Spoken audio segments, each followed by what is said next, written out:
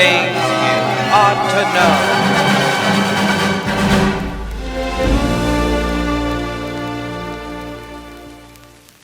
This is Carlos, and he's a lovely lad. Winner of the Most Polite Grin Award in kindergarten. Voted most likely to play pickleball in middle school. And now finishing high school with a diploma in mime. Welcome back, Carlos. We sure are lucky to have you.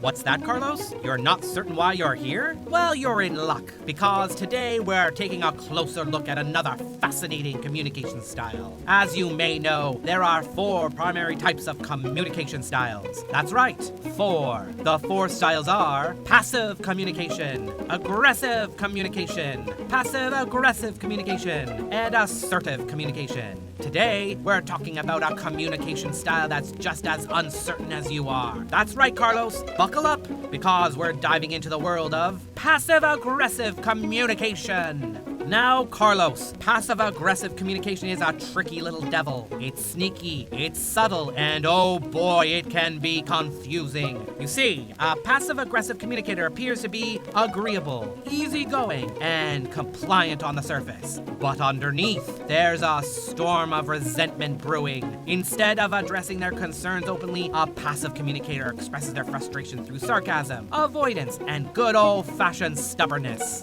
But how can you spot a passive-aggressive communicator in the wild? Well, let's take a look at some telltale signs. First, a passive-aggressive communicator often mutters under their breath instead of confronting an issue directly. They give backhanded compliments like, "Oh wow, you actually finished your work on time." Their body language tells a different story than their words, smiling while crossing their arms or nodding while rolling their eyes. They use a dreaded silent treatment, because why address a problem when you can just make everyone around you uncomfortable instead? And, of course, they may act compliant, but then forget to follow through or intentionally do things incorrectly to express their frustration indirectly.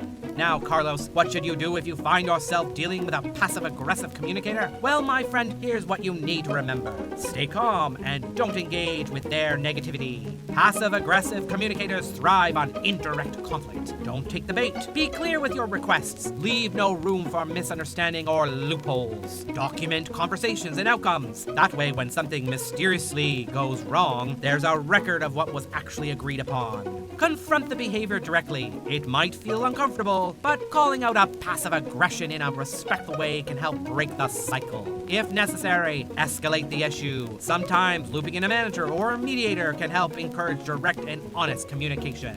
Now, Carlos, what if you recognize some of these behaviors in yourself? Well, don't fret. There's hope for you yet. If you find yourself being passive-aggressive, try practicing direct communication. Express your concerns openly and honestly, and remember, sarcasm and silent grudges won't solve your problems, but clear communications might. And there you go, Carlos. You're on your way to navigating the tangled web of passive-aggressive communication like a pro. And remember, when it comes to expressing yourself, honesty is the best policy. So, let's keep it real, keep it direct, and most importantly, keep it constructive. Thank you, Carlos, and thank you, viewers, for joining us for another exciting episode of The Things You Ought to Know.